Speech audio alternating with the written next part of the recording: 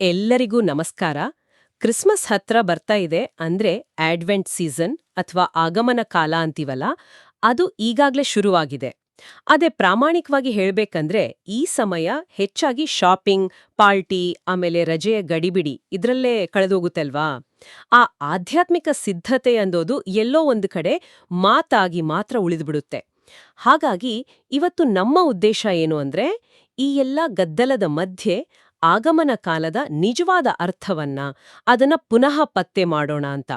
ಇದಕ್ಕಾಗಿ ನಮ್ಮತ್ರ 3 ತುಂಬಾನೇ ಪ್ರಬಲವಾದ ಮೂಲಗಳಿವೆ. ಮೊದಲನೆಯದು ಮತ್ತಾಯನ ಶುಭ ಸಂದೇಶದಿಂದ ಒಂದು ಭಾಗ. ಅಲ್ಲಿ ಯೇಸು ಎಚ್ಚರವಾಗಿರೋದರ ಬಗ್ಗೆ ಒಂದು ತರ ಶಾಕ್ ಕೊಡುವ ಹಾಗೆ ಎಚ್ಚರಿಕೆ ಕೊಡ್ತಾರೆ. ಎರಡನೆಯದು ರೋಮನರಿಗೆ ಬರೆದ ಪತ್ರ. ಇದು ನಮ್ಮ ದೈನಂದಿನ ಜೀವನಕ್ಕೆ ಒಂದು ಪ್ರಾಕ್ಟಿಕಲ್ ಗೈಡ್ ಇದ್ದ ಹಾಗೆ. ಮತ್ತು ಕೊನೆಯದಾಗಿ ಪ್ರವಾದಿ ಯಶಾಯನ ಗ್ರಂಥದಿಂದ ಒಂದು ಭವ್ಯವಾದ ದರ್ಶನ. ಇದು ನಮ್ಮೆಲ್ಲ ಸಿದ್ಧತೆಗೆ ಒಂದು ದೊಡ್ಡ ಕಾರಣವನ್ನೇ ಕೊಡುತ್ತೆ. ಸೊ ನಮ್ಮ ಮಿಷನ್ ಏನು ಅಂದ್ರೆ ಈ 3 ಮೂಲಗಳನ್ನ ಬಳಸಿ ಆಗಮನ ಕಾಲ ಕೇವಲ ಕಾಯುವುದಲ್ಲ, ಅದೊಂದು ಕ್ರಿಯಾಶೀಲ ಪರಿವರ್ತನೆಯ ಸಮಯ ಅಂತ ಹೇಗೆ ಅರ್ಥ ಮಾಡಿಕೊಳ್ಬಹುದು ಅಂತ ನೋಡೋದು. ಹಾಗಾದ್ರೆ ಸರಿ, ಇದನ್ನ ಸ್ವಲ್ಪ ಬಿಡಿಸಿ ನೋಡೋಣವಾ? ಮೊದಲಿಗೆ ಮತ್ತಾಯನ ಭಾಗವನ್ನೇ ತೆಗೆದುಕೊಳ್ಳೋಣ. ಯೇಸು ತನ್ನ 2ನೇ ಬರುವಿಕೆಯನ್ನ ನೋವನ ಕಾಲದ ಜಲಪ್ರಳಯಕ್ಕೆ, ಆಮೇಲೆ ಕಳ್ಳರಾತ್ರಿ ಮನೆಗೆ ನುಗ್ಗೋದಕ್ಕೆ ಹೋಲಿಸ್ತಾರೆ. ಇದು ಕೇರೋಕೆ ಸ್ವಲ್ಪ ಕಠೋರ ಅನ್ಸುತ್ತೆ ಅಲ್ವಾ? ಯಾಕೆ ಇಂತಹ ಭಯಾನಕ ಹೋಲಿಕೆಗಳು? ಇದು ನಿಜಕ್ಕೂ ಗಮನಿಸಬೇಕಾದ ಅಂಶ. ಆ ಹೋಲಿಕೆಗಳ ಉದ್ದೇಶ ನಮ್ಮನ್ನ ಭಯಪಡಿಸೋದಲ್ಲ, ಬದಲಿಗೆ ನಮ್ಮನ್ನ ಎಚ್ಚರಗೊಳಿಸುವುದು. ನೋಡಿ, ಆ 2 ಘಟನೆಗಳಲ್ಲಿರೋ ಒಂದು ಕಾಮನ್ ಅಂಶ ಅಂದ್ರೆ ಅನಿರೀಕ್ಷಿತತೆ. ಜಲಪ್ರಳಯ ಬರೋವರೆಗೂ ಜನ ತಮ್ಮ ಪಾಡಿಗೆ ತಾವು ತಿನ್ನುತ್ತಾ ಕುಡಿಯುತ್ತಾ ಮದುವೆ ಮಾಡ್ಕೊಳ್ತಾ ಇದ್ರು. ಅವರೇನು ಮಹಾಪಾಪಿಗಳಾಗಿದ್ರು ಅಂತ ಯೇಸು ಹೇಳ್ತಿಲ್ಲ. ಬದಲಿಗೆ ಅವರು ತಮ್ಮ ದೈನಂದಿನ ಜಂಜಾಟದಲ್ಲಿ ಎಷ್ಟೊಂದು ಮುಳುಗಿ ಹೋಗಿದ್ರು ಅಂದ್ರೆ ದೇವರ ಎಚ್ಚರಿಕೆಯನ್ನೇ ಮರೆತುಬಿಟ್ಟಿದ್ರು. ಓ, ಇದು ನಿಜಕ್ಕೂ ಕುತೂಹಲಕಾರಿ. ಅಂದ್ರೆ ಸಮಸ್ಯೆ ಅವರ ಕೆಟ್ಟ ಕೆಲ್ಸಗಳಾಗಿರ್ಲಿಲ್ಲ, ಬದಲಿಗೆ ಅವರ ಅಜಾಗರೂಕತೆ, ಅವರ ಇಂಡಿಫರೆನ್ಸ್ ಆಗಿತ್ತು. ಇದು ಇವತ್ತಿನ ನಮ್ಮ ಜೀವನಕ್ಕೂ ನೇರವಾಗಿ ಸಂಬಂಧಿಸಿದ ಹಾಗಿದೆಯಲ್ವೇ? ನಾವು ಕೂಡ ನಮ್ಮ ಕೆಲ್ಸ, ಕುಟುಂಬ, ಮನರಂಜನೆ ಅಂತ ಎಷ್ಟು ಬ್ಯುಸಿ ಇರ್ತೀವಿ ಅಂದ್ರೆ ಆಧ್ಯಾತ್ಮಿಕ ವಿಷಯಗಳ ಬಗ್ಗೆ ಯೋಚಿಸೋಕೆ ಸಮಯವೇ ಇರೋದಿಲ್ಲ. ಬಹುಶಃ ನಮ್ಮ ಈ ಬ್ಯುಸಿನೆಸ್ ಕೂಡ ಒಂದು ರೀತಿಯ ಆಧ್ಯಾತ್ಮಿಕ ನಿದ್ರೆಯೇ ಇರಬಹುದಾ? ಖಂಡಿತ, ನೀವು ಸರಿಯಾದ ಪದವನ್ನೇ ಬಳಸಿದ್ರಿ, ಆಧ್ಯಾತ್ಮಿಕ ನಿದ್ರೆ. ಯೇಸು ಎಚ್ಚರವಾಗಿರಿ ಅಂತ ಹೇಳಿದಾಗ ಮೂಲ ಗ್ರೀಕ್ ಭಾಷೆಯಲ್ಲಿ ಗ್ರೆಗೋರಿಯೋ ಅಂತ ಒಂದು ಪದ ಇದೆ. ಇದರರ್ಥ ಕೇವಲ ಕಣ್ಣು ಬಿಟ್ಕೊಂಡಿರೋದು ಅಂತಲ್ಲ. ಇದು ಒಂದು ರೀತಿ ನಿರಂತರ ಆಧ್ಯಾತ್ಮಿಕ ಜಾಗೃತಿ, ಸದಾ ಸಿದ್ಧವಾಗಿರೋದು, ಪ್ರಾರ್ಥನೆಯ ಮನೋಭಾವದಲ್ಲಿರೋದು, ಮತ್ತೆ ದೇವರ ಚಿತ್ತಕ್ಕೆ ಸ್ಪಂದಿಸಲು ರೆಡಿಯಾಗಿರೋದು. ಇದು ಸೂಚಿಸುತ್ತೆ. ನಾವು ದೈಹಿಕವಾಗಿ ತುಂಬ ಚಟುವಟಿಕೆಯಿಂದ ಇರ್ಬೋದು, ಆದರೆ ಆಧ್ಯಾತ್ಮಿಕವಾಗಿ ಗಾಢ ನಿದ್ರೆಯಲ್ಲಿರ್ಬೋದು. ಹಾಗಾದ್ರೆ ಒಬ್ಬನನ್ನು ತೆಗೆದುಕೊಂಡು ಹೋಗಲಾಗುವುದು, ಇನ್ನೊಬ್ಬನನ್ನು ಬಿಡಲಾಗುವುದು ಅಂತ ಇದೆಯಲ್ಲ, ಅದರ ಅರ್ಥವೇನು? ಅದು ಯಾವಾಗ್ಲೂ ನನಗೆ ಸ್ವಲ್ಪ ಗೊಂದಲ ಉಂಟು ಮಾಡುತ್ತೆ. ಯಾವುದೋ ಒಂದು ರ್ಯಾಂಡಮ್ ಸೆಲೆಕ್ಷನ್ ತರ ಕಾಣಿಸುತ್ತೆ. ಅದು ರ್ಯಾಂಡಮ್ ಆಯ್ಕೆಯಂತೆ ಕಾಣಿಸ್ಬೋದು, ಆದರೆ ಅದು ರ್ಯಾಂಡಮ್ ಆಯ್ಕೆ ಅಲ್ಲ. ಅದರ ಹಿಂದಿನ ಸಂದೇಶ ತುಂಬಾ ಸ್ಪಷ್ಟವಾಗಿದೆ. ನೋಡಿ, ಇಬ್ರು ಒಂದೇ ಕಡೆ ಒಂದೇ ಕೆಲಸ ಮಾಡ್ತಿರ್ಬೋದು, ಹೊಲದಲ್ಲಿರ್ಬೋದು ಅಥವಾ ಗಿರಣಿಯಲ್ಲಿ. ಹೊರಗಿನಿಂದ ನೋಡಿದ್ರೆ ಅವರಲ್ಲಿ ಯಾವ ವ್ಯತ್ಯಾಸನೂ ಕಾಣಲ್ಲ, ಆದರೆ ಅವರ ಆಂತರಿಕ ಸ್ಥಿತಿ, ಅವರ ಹೃದಯದ ಸಿದ್ಧತೆ ಬೇರೆ ಬೇರೆಯಾಗಿರುತ್ತೆ. ದೇವರು ನಮ್ಮ ಹೊರಗಿನ ಕೆಲಸವನ್ನಲ್ಲ, ನಮ್ಮ ಆಂತರಿಕ ಸಿದ್ಧತೆಯನ್ನು ನೋಡ್ತಾನೆ ಅನ್ನೋದೇ ಅದರ ಅರ್ಥ. ಆ ಕ್ಷಣದಲ್ಲಿ ನಾವು ಏನ್ ಮಾಡ್ತಿದ್ದೀವಿ ಅನ್ನೋದಕ್ಕಿಂತ ನಾವು ಯಾರು ಮತ್ತು ಹೇಗಿದ್ದೀವಿ ಅನ್ನೋದು ಮುಖ್ಯವಾಗುತ್ತೆ. ಸರಿ, ಈಗ ಸ್ಪಷ್ಟವಾಯಿತು. ಅಂದ್ರೆ ಮತ್ತಾಯನ ಈ ಭಾಗ ನಮಗೆ ಆಗಮನ ಕಾಲದ ಒಂದು ಅರ್ಜೆನ್ಸಿಯನ್ನ, ತುರ್ತು ಪರಿಸ್ಥಿತಿಯನ್ನ ನೆನಪಿಸುತ್ತೆ. ಸಮಯ ಯಾವಾಗ ಬೇಕಾದ್ರೂ ಬರಬಹುದು, ಅದಕ್ಕೆ ನಿನ್ನ ದೈನಂದಿನ ಜೀವನದ ಮಧ್ಯೆಯೂ ಆಧ್ಯಾತ್ಮಿಕವಾಗಿ ಅವೇಕಾಗಿರು ಅಂತ. ಆದ್ರೆ ಹೇಗೆ ಎಚ್ಚರವಾಗಿರೋದು ಅಂದ್ರೆ ದಿನವಿಡೀ ಬೈಬಲ್ ಓದ್ತಾ ಕೂರೋದಾ? ಖಂಡಿತ ಅಲ್ಲ. ಹಾಗಾದ್ರೆ ಈ ಎಚ್ಚರವನ್ನ ನಮ್ಮ ಜೀವನದಲ್ಲಿ ತರೋದು ಹೇಗೆ? ಬಹುಶಃ ಪೌಲನ ಮಾತುಗಳಲ್ಲಿ ಇದಕ್ಕೆ ಉತ್ತರ ಸಿಗಬಹುದೇನು? ಹೌದು, ನಿಮ್ಮ ಯೋಚನಾ ಲಹರಿ ಸರಿಯಾಗಿದೆ. ಮತ್ತಾಯನು ಏಕೆ ಸಿದ್ಧವಾಗಿರಬೇಕು ಅಂತ ಹೇಳಿದ್ರೆ, ಅಂದ್ರೆ ಸಮಯ ಯಾರಿಗೂ ತಿಳಿದಿಲ್ಲ ಅಂತ. ಅಪೊಸ್ತಲ ಪೌಲನು ರೋಮನರಿಗೆ ಬರೆದ ಪತ್ರದಲ್ಲಿ ಹೇಗೆ ಸಿದ್ಧವಾಗಿರಬೇಕು ಅನ್ನೋದರ ಬಗ್ಗೆ ಒಂದು ಪ್ರಾಕ್ಟಿಕಲ್ ಗೈಡೆನ್ಸ್ ಕೊಡ್ತಾನೆ.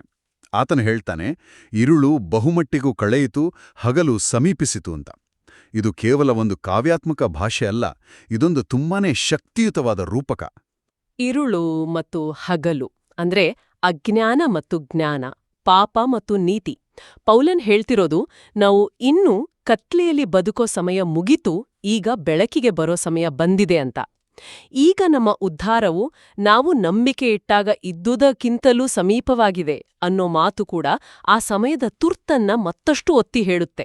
ಹೌದು, ಇಲ್ಲಿ ಉದ್ಧಾರ ಅನ್ನೋ ಪದವನ್ನು ಸ್ವಲ್ಪ ಆಳವಾಗಿ ನೋಡ್ಬೇಕು. ಸಾಮಾನ್ಯವಾಗಿ ನಾವು ಯೇಸುವನ್ನು ನಂಬಿದ ಕ್ಷಣದಲ್ಲೇ ನಮಗೆ ಉದ್ಧಾರ ಸಿಕ್ತು ಅಂತ ಭಾವಿಸ್ತೀವಿ. ಅದು ನಿಜ ಕೂಡ. ಆದರೆ ದೇವತಾಶಾಸ್ತ್ರದಲ್ಲಿ ಈಗಾಗಲೇ ಇನ್ನೂ ಇಲ್ಲ ಅಂತ, ಅಂದ್ರೆ ಆಲ್ರೆಡಿ ನಾಟ್ ಯೆಟ್ ಅಂತ ಒಂದು ಪರಿಕಲ್ಪನೆ ಇದೆ. ಅಂದ್ರೆ ನಮ್ಮ ವಿಮೋಚನೆಯ ಪ್ರಕ್ರಿಯೆ ಈಗಾಗಲೇ ಶುರುವಾಗಿದೆ, ಆದ್ರೆ ಅದು ಕ್ರಿಸ್ತನ ಎರಡನೇ ಆಗಮನದಲ್ಲಿ ಮಾತ್ರ ಪೂರ್ತಿಯಾಗುತ್ತೆ. ಪೌಲನು ಮಾತಾಡ್ತಿರೋದು ಆ ಅಂತಿಮ ಸಂಪೂರ್ಣ ವಿಮೋಚನೆಯ ಬಗ್ಗೆ. ಪ್ರತಿದಿನಾನೂ ನಾವು ಆ ಅಂತಿಮ ದಿನಕ್ಕೆ ಹತ್ತಿರವಾಗ್ತಿದ್ದೀವಿ, ಹಾಗಾಗಿ ನಮ್ಮ ಜೀವನ ಶೈಲಿ ಅದನ್ನ ಪ್ರತಿಬಿಂಬಿಸಬೇಕು. ಹಾಗಾದ್ರೆ ಆ ಜೀವನ ಶೈಲಿ ಹೇಗಿರಬೇಕು? ಪೌಲನು ಹೇಳ್ತಾನೆ, ಅಂಧಕಾರಕ್ಕೆ ಅನುಗುಣವಾದ ದುಷ್ಕೃತ್ಯಗಳನ್ನು ತ್ಯಜಿಸಿ ಬೆಳಕಿಗೆ ಅನುಗುಣವಾದ ಆಯುಧಗಳನ್ನು ಧರಿಸ್ಕೊಳ್ಳೋಣ ಅಂತ. ಈ ಆಯುಧಗಳು ಅನ್ನೋ ಪದ ನನಗೆ ತುಂಬಾ ಇಷ್ಟವಾಯಿತು. ಇದು ನಿಷ್ಕ್ರಿಯವಾಗಿ ಕಾಯುವುದಲ್ಲ, ಬದಲಿಗೆ ಸಕ್ರಿಯವಾಗಿ ಹೋರಾಡೋದನ್ನ ಸೂಚಿಸುತ್ತೆ. ಖಂಡಿತ. ಆಯುಧಗಳು ಅನ್ನೋಲ್ಲಿ ಮೂಲ ಗ್ರೀಕ್ ಪದ ಹೋಪ್ಲ. ಇದು ಒಬ್ಬ ಸೈನಿಕನ ಸಂಪೂರ್ಣ ರಕ್ಷಾ ಕವಚ ಅಂದ್ರೆ ಫುಲ್ ಆರ್ಮರ್ ಅನ್ನ ಸೂಚಿಸುತ್ತೆ. ಪೌಲನ ಪ್ರಕಾರ ನಮ್ಮ ಆಧ್ಯಾತ್ಮಿಕ ಹೋರಾಟದಲ್ಲಿ ಸತ್ಯ, ನೀತಿ, ನಂಬಿಕೆ, ಪ್ರೀತಿ ಇವೆಲ್ಲವೂ ನಮ್ಮ ಆಯುಧಗಳು ಮತ್ತು ರಕ್ಷಾ ಕವಚ. ಆಗಮನ ಕಾಲದಲ್ಲಿ ನಾವು ಮಾಡಬೇಕಾದದ್ದು ಇದನ್ನೇ. ಮೊದಲು ಕತ್ತಲೆಯ ಕಾರ್ಯಗಳನ್ನ ಅಂದ್ರೆ ದುಂದೌಟಣ, ಅನೈತಿಕತೆ, ಕಲಹ, ಅಸೂಯೆ ಈ ಥರದವನ್ನೆಲ್ಲ ನಮ್ಮ ಜೀವನದಿಂದ ಕಳಚಿ ಬಿಸಾಡೋದು. ಆಮೇಲೆ ಬೆಳಕಿನ ಆಯುಧಗಳನ್ನ ಅಂದ್ರೆ ಕ್ರಿಸ್ತನ ಸ್ವಭಾವವನ್ನ ಧರಿಸಿಕೊಳ್ಳೋದು. ಕ್ರಿಸ್ತಂಬರಾಗಿರಿ ಅಥವಾ put on the lord Jesus Christ. ಈ ವಾಕ್ಯ ಪೌಲನ ಬರವಣಿಗೆಯಲ್ಲೇ ಅತ್ಯಂತ ಪ್ರಬಲವಾದದ್ದು ಅಂತ ನನಗನ್ಸುತ್ತೆ. ಇದರ ಅರ್ಥ ಕೇವಲ ಕ್ರಿಸ್ತನನ್ನ ಅನುಕರಿಸೋದಷ್ಟೇನಾ ಅಥವಾ ಅದಕ್ಕಿಂತ ಆಳವಾದ ಅರ್ಥ ಇದೆಯಾ? ಇದು ಕೇವಲ ಅನುಕರಣೆಗಿಂತ ತುಂಬಾನೇ ಹೆಚ್ಚಿನದು. ಮೂಲ ಗ್ರೀಕ್ ಪದ ಎಂಡುಸಾಸ್ತೆ. ಇದರ ಅಕ್ಷರಶಃ ಅರ್ಥ ಒಂದು ಬಟ್ಟೆಯನ್ನ ಹಾಕ್ಕೊಳ್ಳೋ ಹಾಗೆ ನಿಮ್ಮನ್ನೇ ಧರಿಸಿಕೊಳ್ಳಿ ಅಂತ. ಯೋಚನೆ ಮಾಡಿ, ನಾವೊಂದು ಬಟ್ಟೆಯನ್ನ ಹಾಕ್ಕೊಂಡಾಗ ಅದು ನಮ್ಮ ಇಡೀ ಶರೀರವನ್ನ ಆವರಿಸುತ್ತೆ. ಹೌದು. ಹಾಗೆ ಕ್ರಿಸ್ತನ ಸ್ವಭಾವವನ್ನ, ಆತನ ಪ್ರೀತಿ, ಕ್ಷಮೆ, ದೀನತೆ, ಸೇವಾ ಮನೋಭಾವ ನಮ್ಮ ವ್ಯಕ್ತಿತ್ವದ ಪ್ರತಿಯೊಂದು ಅಂಗಕ್ಕೂ ನಾವು ಅಳವಡಿಸಿಕೊಳ್ಬೇಕು. ನಮ್ಮ ಯೋಚನೆ, ಮಾತು ಮತ್ತೆ ಕೃತ್ಯಗಳು ಎಲ್ಲವೂ ಸಂಪೂರ್ಣವಾಗಿ ಕ್ರಿಸ್ತನಿಂದ ಪ್ರಭಾವಿತವಾಗಬೇಕು. ಇದೊಂದು ಬಾಹ್ಯ ನಟನೆಯಲ್ಲ, ಬದಲಾಗಿ ಆಂತರಿಕ ಮತ್ತು ಸಂಪೂರ್ಣ ಪರಿವರ್ತನೆ. ಇದು ಕೇಳೋಕೆ ಅದ್ಭುತವಾಗಿದೆ, ಆದ್ರೆ ಆಚರಣೆಯಲ್ಲಿ ತುಂಬಾನೇ ಕಷ್ಟಕರ. ನಮ್ಮ ಹಳೆಯ ಅಭ್ಯಾಸಗಳನ್ನ, ನಮ್ಮ ಅಹಂಕಾರವನ್ನ ಬಿಟ್ಟು ಸಂಪೂರ್ಣವಾಗಿ ಕ್ರಿಸ್ತನ ಸ್ವಭಾವವನ್ನ ಧರಿಸ್ಕೊಳ್ಳೋದು ಒಂದು ದಿನದ ಕೆಲ್ಸವಲ್ಲ. ಬಹುಶಃ ಆಗಮನ ಕಾಲ ಅನ್ನೋದು ಈ ಪ್ರಕ್ರಿಯೆಯನ್ನ ಪ್ರಜ್ಞಾಪೂರ್ವಕವಾಗಿ ಮತ್ತೆ ಶುರು ಮಾಡೋಕೆ ಒಂದು ವಾರ್ಷಿಕ ಅವಕಾಶವೇ. ಖಂಡಿತ. ಇದೊಂದು ನಿರಂತರ ಪ್ರಕ್ರಿಯೆ. ಪ್ರತಿದಿನ ಬೆಳಗ್ಗೆ ಎದ್ದು ನಾವು ಯಾವ ಬಟ್ಟೆ ಹಾಕೋಬೇಕು ಅಂತ ಯೋಚಿಸ್ತೀವಲ್ಲ, ಹಾಗೆ ಪ್ರತಿದಿನ ನಾವು ಇವತ್ತು ನಾನು ಕ್ರಿಸ್ತನನ್ನು ಧರಿಸಿಕೊಳ್ಳುತ್ತೇನೆ ಅಂತ ಒಂದು ಪ್ರಜ್ಞಾಪೂರ್ವಕವಾದ ನಿರ್ಧಾರ ತಗೋಬೇಕು. ಇದುವೇ ಆಗಮನ ಕಾಲದ ನಿಜವಾದ ಸಿದ್ಧತೆ. ಕೇವಲ ಮನೆ ಅಲಂಕರಿಸೋದಲ್ಲ, ನಮ್ಮ ಹೃದಯವನ್ನ ಅಲಂಕರಿಸೋದು. ಸರಿ, ಮತ್ತಾಯನು ನಮ್ಗೆ ಎಚ್ಚರಿಕೆಯ ತುರ್ತನ್ನ ನೀಡ್ದ, ಪೌಲನು ವೈಯಕ್ತಿಕ ಪರಿವರ್ತನೆಯ ಮಾರ್ಗವನ್ನ ತೋರಿಸಿದ. ಆದ್ರೆ ಈ ಎಲ್ಲಾ ಸಿದ್ಧತೆ, ಈ ಎಲ್ಲಾ ಹೋರಾಟದ ಅಂತಿಮ ಗುರಿ ಏನು? ನಾವು ಯಾವುದಕ್ಕಾಗಿ ಕಾಯ್ತಿದ್ದೀವಿ? ಈ ಪ್ರಶ್ನೆಗೆ ಉತ್ತರ ಯೆಶಾಯನ ಭವ್ಯವಾದ ದರ್ಶನದಲ್ಲಿ ಸಿಗತ್ತೆ ಅಂತ ನನ್ಗನ್ಸುತ್ತೆ. ಅವರು ತಮ್ಮ ಕತ್ತಿಗಳನ್ನು ನೇಗಿಲ ಗುಳಗಳನ್ನಾಗಿಯೂ ತಮ್ಮ ಭರ್ಜಿಗಳನ್ನು ಕುಡುಗೋಲುಗಳನ್ನಾಗಿಯೂ ಮಾಡುವರು. ಆಹಾ, ಈ ಚಿತ್ರಣ ಮನಸ್ಸಿಗೆ ಎಷ್ಟು ಶಾಂತಿ ಕೊಡುತ್ತೆ. ಹೌದು, ಇದು ಆಗಮನ ಕಾಲದ ಭರವಸೆಯನ್ನ ಪ್ರತಿನಿಧಿಸುತ್ತೆ. ಯೆಶಾಯನು ಒಂದು ಅಂತ್ಯಕಾಲದ ದರ್ಶನವನ್ನ ನೋಡ್ತಾ ಇದ್ದಾನೆ. ಸರ್ವೇಶ್ವರನ ಶ್ರೀನಿವಾಸದ ಪರ್ವತವು ಎಲ್ಲಕ್ಕಿಂತ ಎತ್ತರವಾಗುತ್ತೆ ಮತ್ತು ಎಲ್ಲಾ ಜನಾಂಗಗಳು ಅಲ್ಲಿಗೆ ಹರಿದು ಬರ್ತವೆ. ಇಲ್ಲಿ ಪರ್ವತ ಅಂದ್ರೆ ಕೇವಲ ಜೆರುಸಲೇಮಿನ ಸಿಯೋನ್ ಪರ್ವತ ಅಂತ ಅಲ್ಲ, ಅದು ದೇವರ ಆಳ್ವಿಕೆಯ, ಆತನ ಸತ್ಯದ ಆಧ್ಯಾತ್ಮಿಕ ಕೇಂದ್ರ. ಮತ್ತು ಆ ಕೇಂದ್ರದಲ್ಲಿ ಏನಾಡುತ್ತೆ? ಜನಾಂಗಗಳು ದೇವರ ಧರ್ಮೋಪದೇಶವನ್ನ ಕೇಳ್ತವೆ ಮತ್ತು ಯುದ್ಧವನ್ನೇ ಮರ್ತುಬಿಡ್ತವೆ. ಕತ್ತಿಗಳನ್ನ ನೇಗಿಲುಗಳನ್ನಾಗಿ ಮಾಡೋದು ಅಂದ್ರೆ ವಿನಾಶದ ಸಾಧನಗಳನ್ನ ಸೃಷ್ಟಿಯ ಸಾಧನಗಳಾಗಿ ಪರಿವರ್ತಿಸೋದು. ಇದು ಕೇವಲ ಯುದ್ಧ ನಿಲ್ಲೋದಲ್ಲ, ಬದಲಿಗೆ ಸಂಪನ್ಮೂಲಗಳ ಸಂಪೂರ್ಣ ಮರುಬಳಕೆ.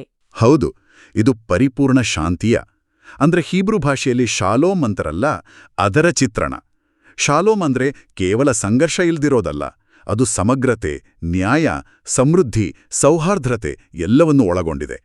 ಯೆಶಾಯನ ದರ್ಶನದ ಪ್ರಕಾರ ದೇವರ ರಾಜ್ಯದಲ್ಲಿ ಯುದ್ಧದ ಅಗತ್ಯವೇ ಇರೋದಿಲ್ಲ, ಯುದ್ಧ ಕೌಶಲ್ಯದ ಟ್ರೈನಿಂಗೂ ಬೇಕಾಗಲ್ಲ.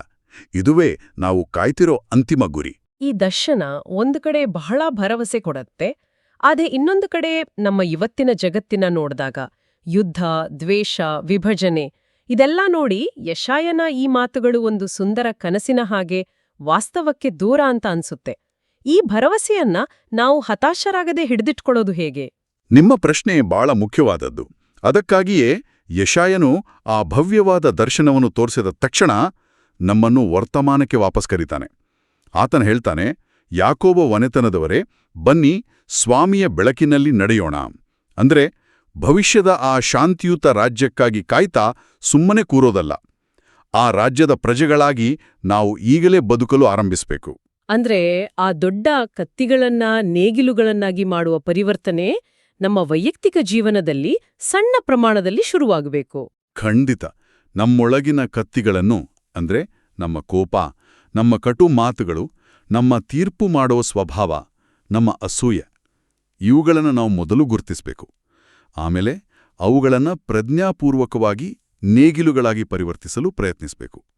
ಕೋಪವನ್ನ ಕ್ಷಮೆಯಾಗಿ, ಟೀಕೆಯನ್ನ ಪ್ರೋತ್ಸಾಹವಾಗಿ, ಸ್ವಾರ್ಥವನ್ನ ಸೇವೆಯಾಗಿ ಬದಲಾಯಿಸಿಕೊಳ್ಳಕ್ಕೆ ಶ್ರಮಿಸಬೇಕು. ನಿಮ್ಗೊತ್ತೇ, ನಾನೊಮ್ಮೆ ನನ್ನ ಸಹೋದ್ಯೋಗಿಯೊಬ್ಬರ ಬಗ್ಗೆ ಬಹಳ ಟೀಕಾತ್ಮಕ ಮನೋಭಾವ ಹೊಂದಿದ್ದೆ. ನನ್ನ ಮಾತುಗಳು ಕತ್ತಿಯಂತೆ ಚುಚ್ಚುತ್ತಿದ್ದವು. ಆದರೆ ಈ ವಾಕ್ಯದ ಬಗ್ಗೆ ಧ್ಯಾನಿಸಿದಾಗ ನನ್ನ ಆ ಕತ್ತಿಯನ್ನ ಪ್ರೋತ್ಸಾಹದ ನೇಗಿಲಾಗಿ ಪರಿವರ್ತಿಸಲು ನಿರ್ಧರಿಸಿದೆ. ಇದು ಸುಲಭವಾಗಿರಲಿಲ್ಲ, ಆದರೆ ಅದು ನಮ್ಮ ಸಂಬಂಧವನ್ನೇ ಬದಲಾಯಿಸಿತು. ಆಗಮನ ಕಾಲವು ಅಂತಹ ವೈಯಕ್ತಿಕ ಶಾಂತಿ ನಿರ್ಮಾಣದ ಸಮಯ. ಬೆಳಕಿನಲ್ಲಿ ನಡೆಯುವುದು ಅಂದ್ರೆ ಇದೆ.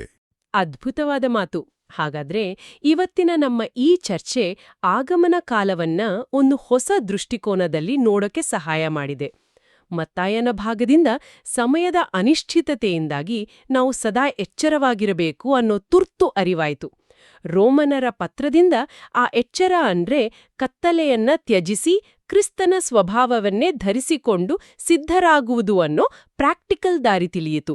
ಮತ್ತು ಯೆಶಾಯನ ದರ್ಶನದಿಂದ ಈ ಎಲ್ಲಾ ಸಿದ್ಧತೆಯ ಹಿಂದಿನ ಅಂತಿಮ ಗುರಿ ಅಂದ್ರೆ ದೇವರ ಶಾಂತಿಯುತ ರಾಜ್ಯ ಬರುತ್ತೆ ಅನ್ನೋ ಅಚಲವಾದ ಭರವಸೆ, ಮತ್ತೆ ಆ ಭರವಸೆಯ ಬೆಳಕಿನಲ್ಲಿ ಈಗಲೇ ನಡಿಬೇಕು ಅನ್ನೋ ಪ್ರೇರಣೆ ಸಿಕ್ಕಿತು.